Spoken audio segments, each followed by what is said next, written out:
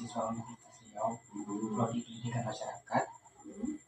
Kami di sini izin mewawancarai Ibu untuk tugas keperluan memenuhi mata kuliah pendidikan inklusi. Izinkan kami untuk memperkenalkan diri terlebih dulu. Saya Ramadhani. Saya Nazara dan saya Oscar Soli. Selanjutnya kami ingin memohon izin bertanya kepada Ibu, apakah Ibu bersedia untuk kami wawancarai? Boleh. Baik, terima kasih Ibu atas waktu yang diberikan. Kesediaan untuk diwawancara. Bisa Ibu ceritakan sedikit tentang anak Ibu dan kebutuhan khusus yang dimilikinya, Bu? Yang diceritakan di bagian mananya? Di ini adalah Bu ya.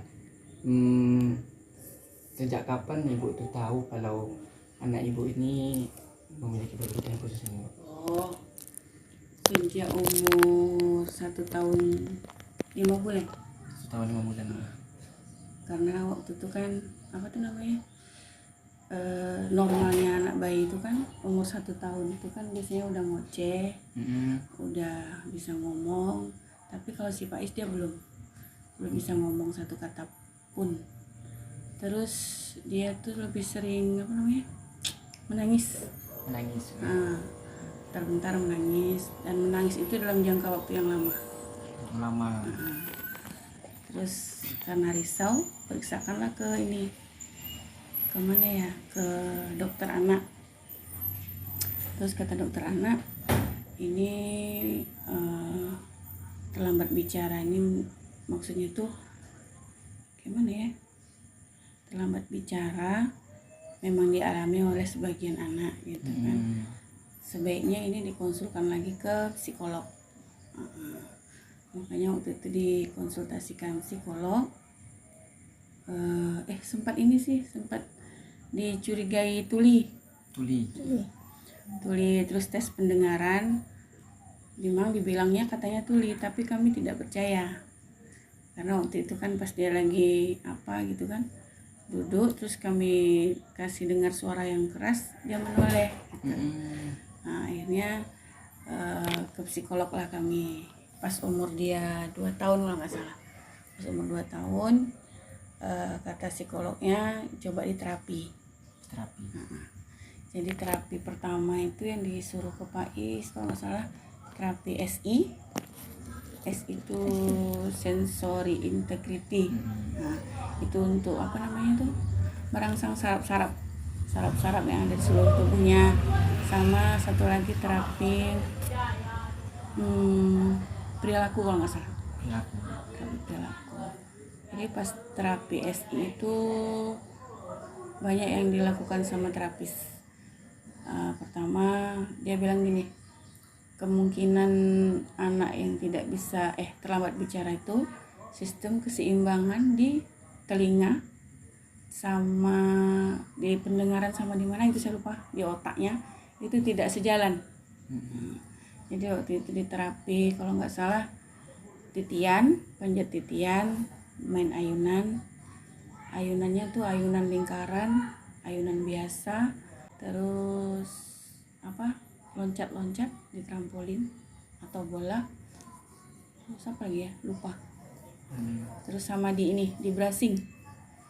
brushing tuh di ada bulu halus kayak untuk sikat kain, tapi dia halus untuk digosok-gosokkan di seluruh tubuhnya setiap 2 jam sekali. Tujuannya untuk dia biar tenang. Sejak itulah tahu. Akhirnya dia terapi sampai umur 5 tahun. Umur 5 tahun berapa bulan itu dia bisa bicara. Oke. Selepas itu, setelah Ibu tahu anak Ibu juga kebutuhan khusus kan, apakah Ibu itu merasa ada dukungan dari pemerintah setempat atau lingkungan sekitar gitu?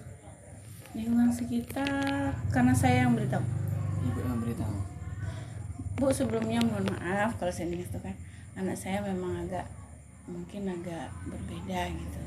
Nanti bisa jadi dia tiba-tiba lari sana lari sini, tidak bisa tenang. Terus tiba-tiba tidak bisa dikasih tahu, dia tidak mengerti dengan kata perintah gitu. Akhirnya lingkungan mengerti. Jangan takut lah punya anak kayak gitu, asal kita mau menjelaskan.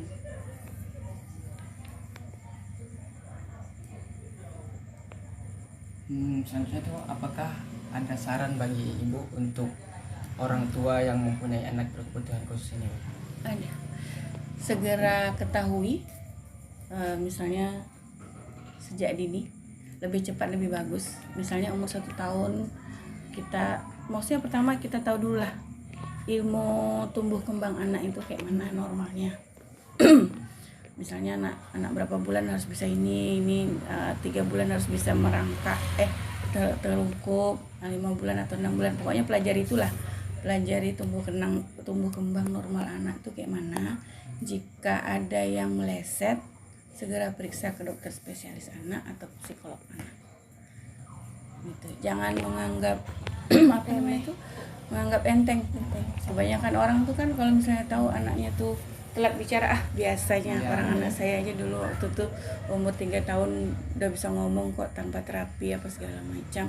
Jangan berpikir kayak gitu, yang penting periksakan lah gitu biar segera ditangani, karena kan perkembangan otak anak itu kan punya periode emasnya gitu kan. Semakin cepat ditangani kan dia semakin baik, semakin bagus.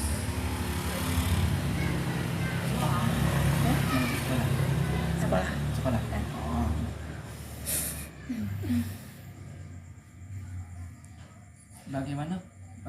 Bagaimana pengalaman anak ibu di sekolah, kalau misalnya ibu tahu, yang ibu tahu lah?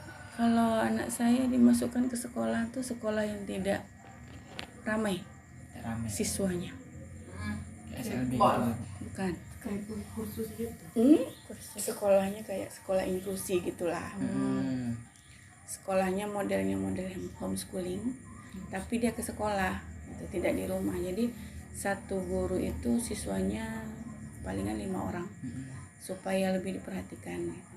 Karena takut kalau misalnya ramai, misalnya ada 30 siswa, satu guru, nanti takutnya dia tidak dilihat, takut dibully ya juga, takut diejek juga, nanti kena mentalnya lagi kan.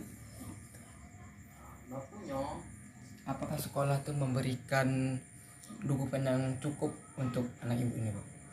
Sejauh ini iya, tapi memang sekolah itu perlu guru yang ada pelatihan lah untuk anak-anak.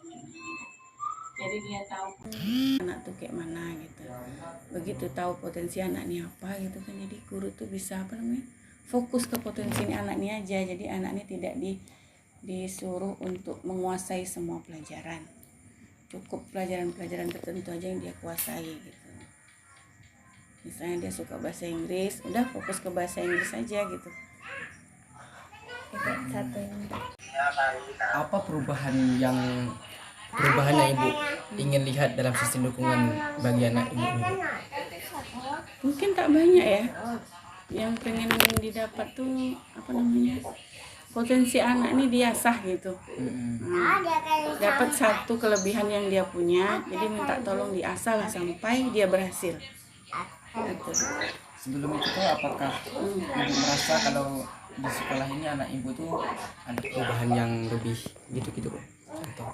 Ada sih, selama ini kayak mana ya, belum maksimal aja gitu. Belum maksimal, tapi udah ada sedikit-sedikit, Bu, ya. Guru tuh tahu potensi anak ini, tapi dia belum memahami, belum mampu untuk mengasah. Mungkin dia juga keterbatasan keterampilan, mungkin dia juga kan.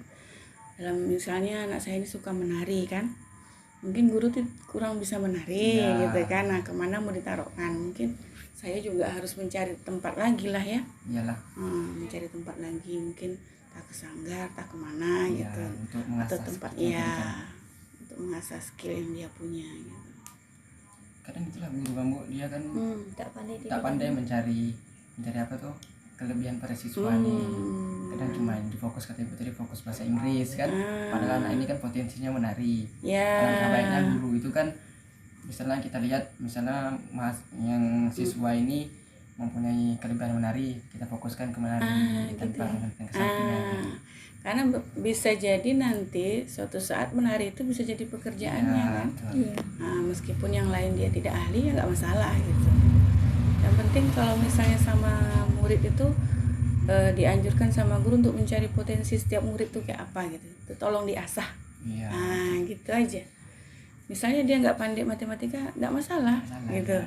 Tapi diajar juga sih, matematika itu diajar. Tapi apa dia yang punya potensi dia tuh tolong diasah, dikembangkan gitu. Mana tahu nanti suatu saat jadi penghasilan dia pula kan. Gitu. Pengalaman apa ini ya Bu yang paling berharga atau yang bermakna bagi Ibu dalam perjalanan Ibu dengan anak Ibu ini? Dia bisa Kayak bicara, prosesnya gitu. dia bisa ngomong. Bisa jadi anak tuh misalnya sering ngamuk gitu kan, nangisnya lama karena dia tidak bisa mengungkapkan apa yang dia rasa kan, karena dia tidak bisa bicara. Mungkin karena memang belum maksimal lah, maksudnya itu maksimal terapinya untuk dia bisa bicara gitu kan. Begitu dia bisa bicara, itulah momen yang paling menyenangkan. Nah, karena kita berkomunikasi pun senang gitu. Dia mau minta apa dia bisa bilang, kita mau ngasih tahu ke dia apa sedikit tidaknya dia bisa paham gitu.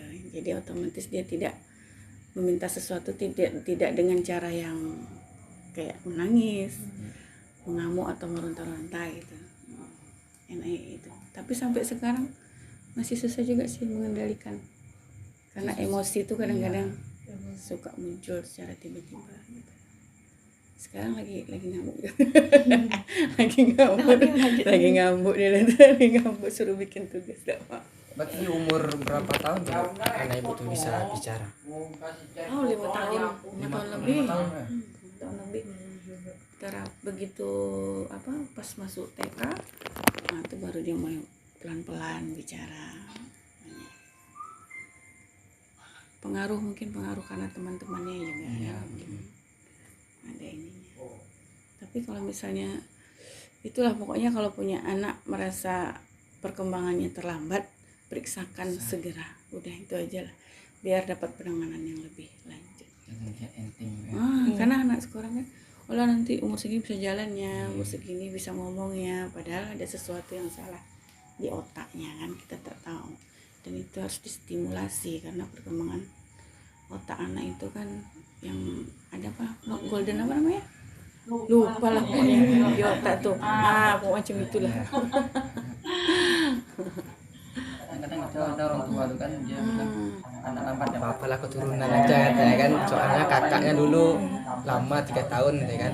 Karena kan perkembangan otak anak setiap anak itu kan beda. Iya. Mungkin otak bapaknya zaman dulu beda sama otak anaknya sama sekarang kan.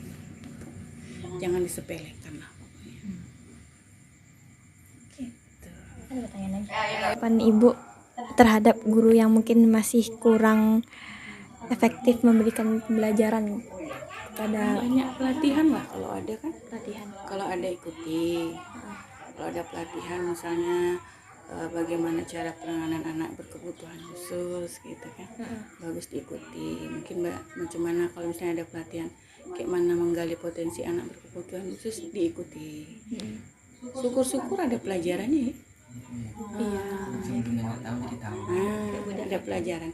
Kayak sebelum kalian ke lapangan misalnya untuk menghadapi anak-anak kayak gitu tuh kan, cari tahu dulu kan, cari tahu di internet atau di mana gitu. Mungkin bisa belajar dengan guru SLB kali ya. Iya, ada kemarin Waktu kami di guru-guru SLB tuh kayaknya dia lebih tahu lah, dia lebih memahami masalah itu kan, untuk mencari potensi-potensi anak-anak khusus kan. Karena ada anak yang pandai menggambar disuruh membatik, anak-anak yang suka main tanah suruh bertani gitu kan. Kayak gitu biar tergali potensi murid-muridnya.